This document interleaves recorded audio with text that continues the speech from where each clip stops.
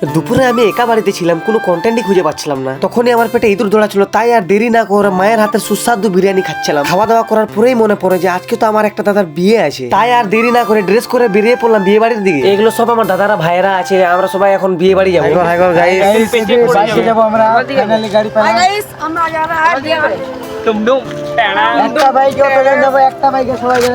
একটা বাইক আমরা সবাই যাবো, একটা চ্যালেঞ্জ।